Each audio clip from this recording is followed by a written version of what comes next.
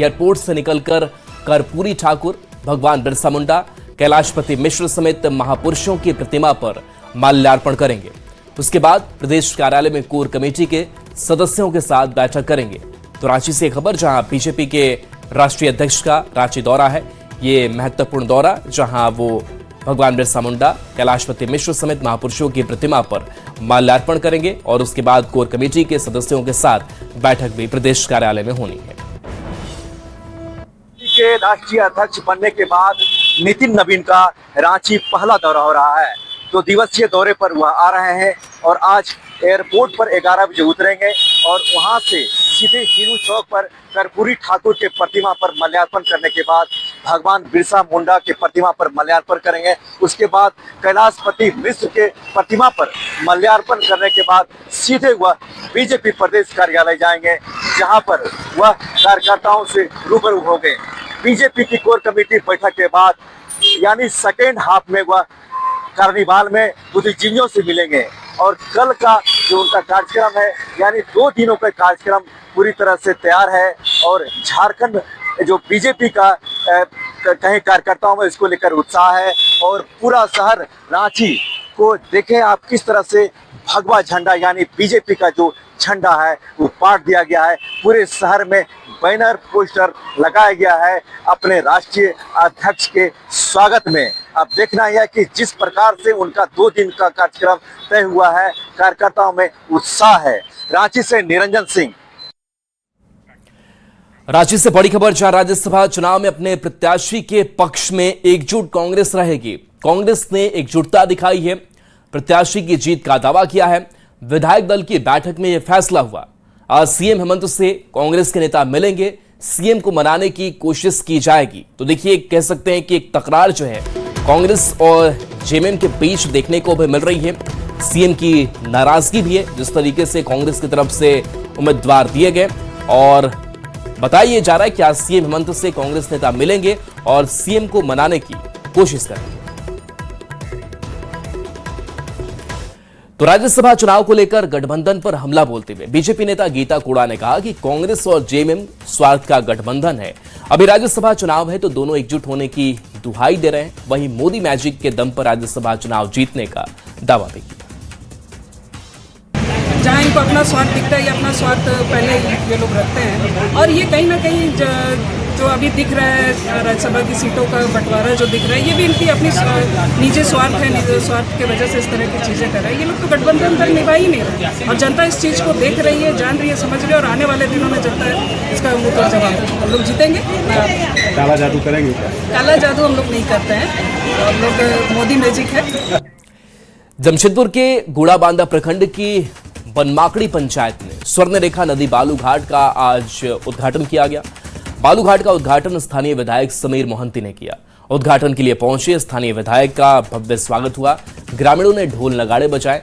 कार्यक्रम के बाद बालू का व्यावसायिक खनन शुरू हो गया। इसके बाद उम्मीद जताई जा रही है कि निर्माण कार्यों में बालू की समस्या काफी हद तक कम होगी। उद्घाटन ही कोई बहुत बड़ा चीज नहीं है।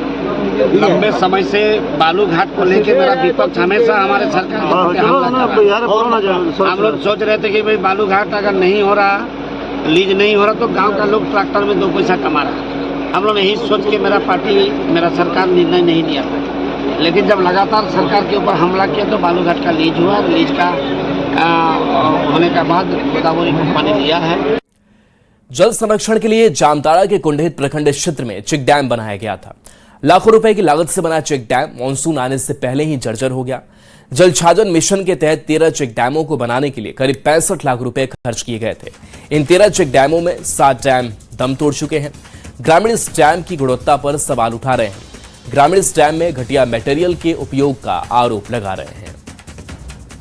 काम हुआ है, सब काम ऐसे हुआ है क्योंकि वो पानी वानी भी नहीं रहता है और भी बालू पत्थर भी नहीं रहता क्योंकि बाली पत्थर में काम भी नहीं हो रहा। और जितना पंचायत का जो जल संसाधन का काम हुआ है सब जितना है सब ऐसे टूट गया। चेक डैम में जो नींव 2 मीटर 3 मीटर नीचे जाना चाहिए वो नींव का खुदाई नहीं किया, लोकल पत्थर ले करके जोड़ दिया है और ऊपर जो है प्लास्टर करके यहाँ चेक डैम का जो निर्माण हुआ है, लगभग 10 लाख की राशि ये किसान के हित के लिए था।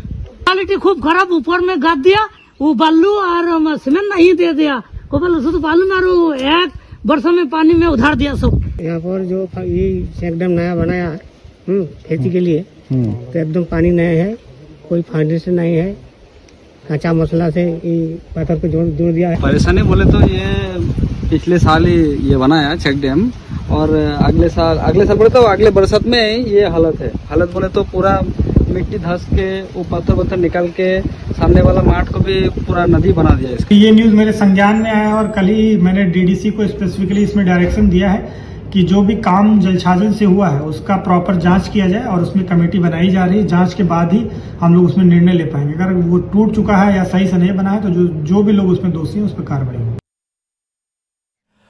और चलिए एक बार फिर से झारखंड राज्यसभा चुनाव की बात कर लेते हैं। तो राज्यसभा चुनाव से पहले महागठबंधन में महाभारत छिड़ गई है। 2 सीटों पर दावेदारी को लेकर सहयोगी दल आमने सामने हैं।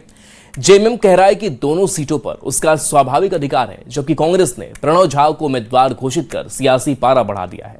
अब सवाल है कि क्या राज्यसभा की सीटों पर टकराव महागठबंधन की एकता पर भारी पड़ेगा? ये रिपोर्ट आपको दिखाते हैं। 2 सीटों पर सियासी संग्राम,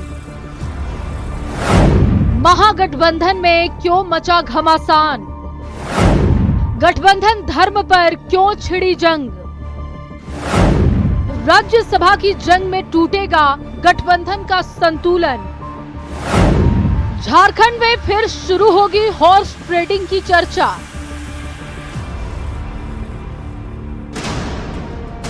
झारखंड की 2 राज्यसभा सीटों को लेकर अब एक अनार 100 बीमार वाली स्थिति बनती नजर आ रही है। महागठबंधन के भीतर ही सीटों की लड़ाई खुलकर सामने आ गई है। जेएमएम ने साफ किया कि राज्य की दोनों राज्यसभा सीटों पर उसका स्वाभाविक अधिकार है, लेकिन कांग्रेस के एकतरफा फैसले ने गठबंधन की सियासत में नया भूचाल ला दिया। दरअसल कांग्रेस ने गुरुवार को अचानक प्रणव झा को अपना उम्मीदवार घोषित किया और इस फैसले से जेएमएम नाराज है। निर्णय लेके उन्होंने हमें ठेस पहुंचाया और पार्टी की भावना को हेमंत बाबू समझते हैं और उचित निर्णय लेंगे। उधर महागठबंधन के भीतर इस तकरार ने बीजेपी को बड़ा राजनीतिक मौका दिया। बीजेपी का आरोप है कि कांग्रेस ने हमेशा जेएमएम को कमजोर करने का काम किया और सत्ता की राजनीति के लिए उसका इस्तेमाल किया है। अब राज्यसभा की सीटों का सवाल आया तो दोनों दलों के बीच की खींचतान खुलकर सामने आ गई है। कांग्रेस का एक ही मकसद है कि जिस राज्य में उसकी सरकार चलती है, उसकी समर्थन सरकार चलती है, दीमक की तरह चार्ज करके उस राज्य को खोखला करने का काम है। दूसरी तरफ कांग्रेस अपने फैसले से बचाव में जुटी है। कांग्रेस नेताओं का दावा है कि पार्टी गठबंधन के भीतर ही चुनाव लड़ रही है और उसके प्रत्याशी को पूरा समर्थन मिलेगा। लेकिन जेएमएम की नाराजगी ने कई सवाल खड़े कर दिए। 2 सीटें, 4 दावेदार और महागठबंधन में बढ़ती तकरार। राज्यसभा चुनाव से पहले झारखंड की राजनीति में सब कुछ सामान्य नहीं दिख रहा। अब देखना होगा कि गठबंधन के नेता इस विवाद का समाधान निकाल पाते हैं या फिर राज्यसभा की लड़ाई महागठबंधन के भीतर नई सियासी दरार पैदा करती है। न्यूज़ 18 के लिए रांची से निरंजन के साथ ब्यूरो रिपोर्ट। और गुमला से बड़ी खबर, जहां जारी थाना के श्रीनगर गांव में अधेर की निर्मम हत्या कर दी गई है। चटकपुर निवासी बसंत तिर्की के अज्ञात अपराधियों ने सिर पर पत्थर से हमला कर मौत के घाट उतारा है। सूचना मिलते ही मौके पर पहुंची पुलिस ने मामला दर्ज कर आगे की कार्रवाई में जुट गई है। पुलिस का कहना है कि जल्द ही दोषियों को गिरफ्तार कर लिया जाएगा। तो देखिए गुमला से ये बड़ी खबर, जहां पर इस हत्याकांड के बाद से सनसनी है। पुलिस मौके पर मौजूद है, मामले की तफ्तीश में जुटी हुई है। अधेड़ की पत्थर से कुचलकर हत्या की गई है। बता दें कि पुलिस ये कह रही है कि जल्द ही दोषियों को गिरफ्तार कर लेंगे।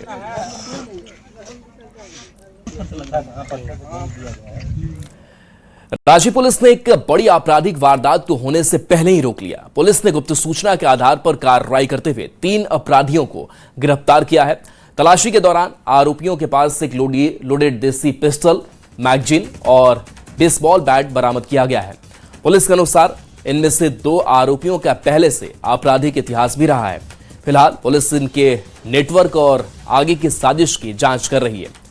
अधिकारियों का कहना है कि समय रहते कार्रवाई से एक बड़ी वारदात टली है। एक स्थान है जहां 3 लड़के एक स्विफ्ट गाड़ी में वहां से जा रहे हैं और उनके पास संभवतः हथियार होने की खबर की पुष्टि भी हुई थी। इसी क्रम में फिर एक जगन्नाथपुर थाना प्रभारी के नेतृत्व में एक छापेमारी दल का गठन किया गया और उस स्थान पर जाकर छापेमारी की गई। जब छापेमारी की गई और गाड़ी को सर्च किया गया तो गाड़ी में एक पिस्टल जो है, एक देसी पिस्टल लोडेड जो है वो बरामद हुई। साथ में एक मैगजीन बरामद हुई जिसमें 6 राउंड थे। फर्दर जब सर्च किया गया तो गाड़ी के अंदर 2 कुल्हाड़ी और 2 बेसबॉल बैट भी उसी गाड़ी के अंदर मिले हैं।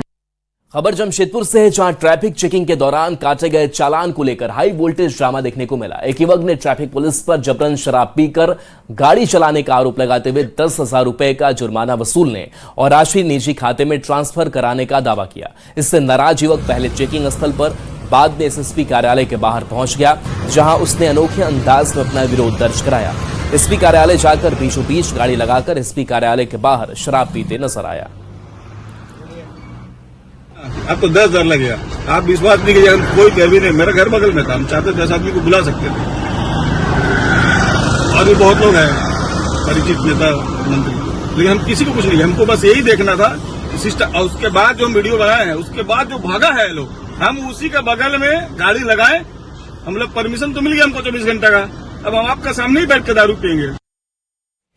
जमशेदपुर में पुलिस ने वैध हथियारों की खरीद बिक्री करने वाले गिरोह का खुलासा किया है। जुगसलाई थाना क्षेत्र से पुलिस ने 2 आरोपियों को गिरफ्तार किया है, जिनके पास से एक लोडेड देसी पिस्टल, जिंदा कारतूस और मोबाइल फोन बरामद हुए हैं। पुलिस को गुप्त सूचना मिली थी, जिसके बाद विशेष छापेमारी की गई। पुलिस का कहना है कि यह एक संगठित हथियार सप्लाई नेटवर्क का हिस्सा है। फिलहाल दोनों आरोपियों को जेल भेजा गया है और पूरे नेटवर्क की जांच जारी है। एक जगह पता लगी कि जहां पर ये लोगों का होने की सूचना है और ये लोग जो इनके पास आर्म्स था उसे किसी और को देने वाले थे वहां पर, तो ये कार्य होने वाला था। तो उसी समय इन लोगों को पकड़ा गया। इसमें 2 लोग हैं, जो एक है जाहिद हुसैन उर्फ विक्की, जुगसलाई का रहने वाला है, और एक मोहम्मद रेहान हुसैन है जुगसलाई क्षेत्र का। तो ये दोनों लोग पुलिस द्वारा पकड़े गए। इनके पास से लोहे का एक पिस्टल, 7.65 mm का एक जिंदा कारतूस, 2 मोबाइल सेट इनके माध्यम से प्राप्त किए गए। बोकारो के सेक्टर 12 मोड़ के कंपोजिट शराब दुकान में हुई लाखों रुपए की विदेशी शराब चोरी का पुलिस ने खुलासा किया है। पुलिस ने चोरी की गई शराब बरामद कर 4 आरोपियों को गिरफ्तार किया है। बरामद शराब की कीमत करीब 3.5 लाख रुपए बताई जा रही है। डीएसपी राजीव रंजन ने बताया कि दुकान के पीछे लगी चादर उखाड़कर चोरी को अंजाम दिया गया था। 4 अभियुक्तों को, जिनका नाम हिमांशु पटेल, पिता धनुकधारी प्रसाद, साकिल आरा खटाल सेक्टर 12, राजकुमार उर्फ लाला, पिता अजगैबीनाथ राय, नीतीश कुमार उर्फ गोलू, पिता अनुज राय, साकिन पटना खटाल थाना सेक्टर 12, नंदू कुमार, पिता राम अवतार राय, साकिन दुंदीबाग को गिरफ्तार किया गया, जिनकी निशानदेही पर लगभग 750 बोतल विदेशी शराब जो विभिन्न ब्रांडों के थे, इसके साथ ही 137 बियर के विभिन्न ब्रांड के बोतल को बरामद किया गया, जो उस दुकान से चोरी किए गए थे। बोकारो में इन दिनों ताड़ का फल लोगों के लिए रोजगार का जरिया बन गया है। गांव के लोग सुबह सुबह ताड़ के फल को तोड़कर लाते हैं और शहर में आकर बेचते हैं। पहले बिहार के व्यापारी ग्रामीण क्षेत्रों से तारकुल लाकर शहरों में बेचते थे, लेकिन अब यहां के लोग खुद शहर में आकर तारकुल बेच रहे हैं। ग्रामीण इस फल को बेचकर काफी मुनाफा कमा रहे हैं। यह फल गर्मी के मौसम में शरीर को काफी ठंडा रखता है और पेट के लिए भी इस फल को काफी अच्छा माना जाता है।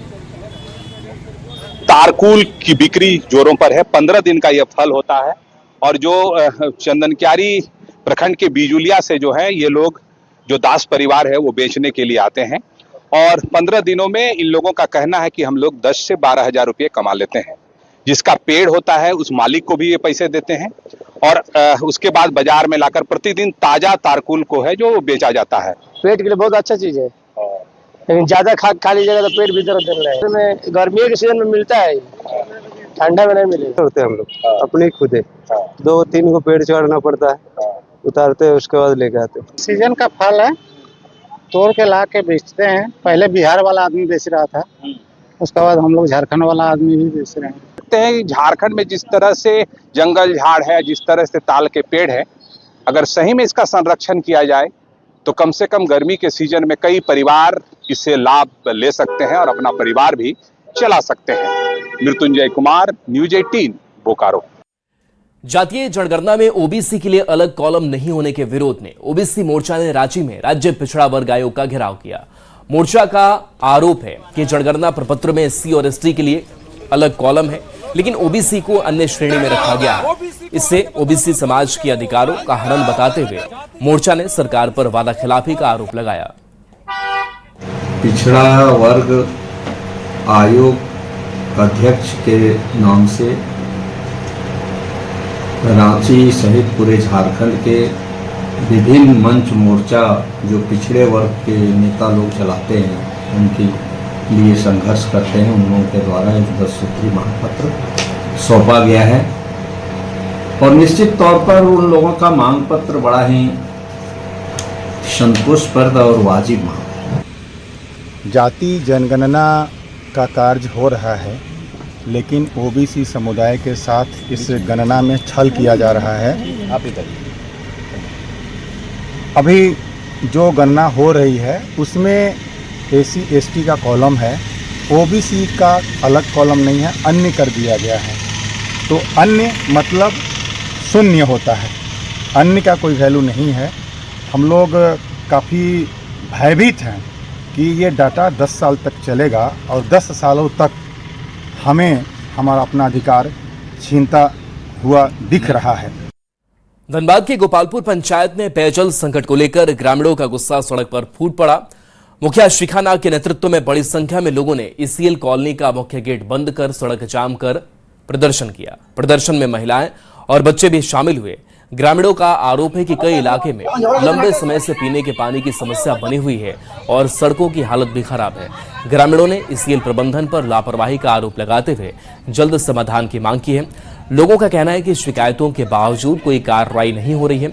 वहीं प्रदर्शन के दौरान ईसीएल का कोई अधिकारी मौके पर नहीं पहुंचा, इससे लोगों का आक्रोश और बढ़ गया। ईसीएल में एक बार भी हम 700 लेटर लिख चुके हैं, अभी भी जीएम हमको पानी भी नहीं दिए, सड़क भी नहीं दिए। 4 साल से हम लेटर लिख के उनको दिए और लेटर फाड़ दिया। हमको पानी का इतना दिक्कत है, गोपालपुर, राजपुरा, सातकनाली, हिड़बान सब जगह पानी का दिक्कत है, फिर भी जीएम ने हमको पानी नहीं, 100 पाइप तक नहीं दिए।